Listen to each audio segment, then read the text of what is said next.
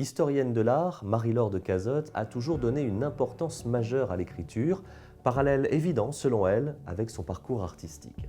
En 2014 paraît son premier roman, Un temps égaré, l'histoire d'un businessman confronté à la démence, un livre pour lequel elle reçoit le prix du premier roman à Chambéry.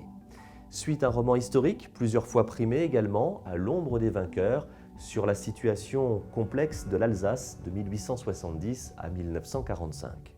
Enfin, avec Mon nom est Otto Gross, paru en 2018, Marie-Laure de Cazotte nous racontait ce médecin autrichien influent dans l'histoire de la psychanalyse, mais aussi inspirateur du mouvement dadaïste.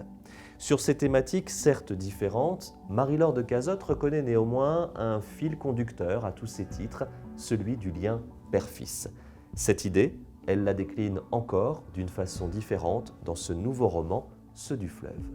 Nous sommes alors en 1793, le jeune Henri, orphelin, va devoir se construire une nouvelle famille fuyant la fureur des hommes.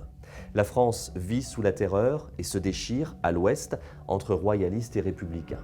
Dans cette région que l'on appelle la Vendée militaire, les combats font rage et les exactions sont aussi violentes d'un côté que de l'autre.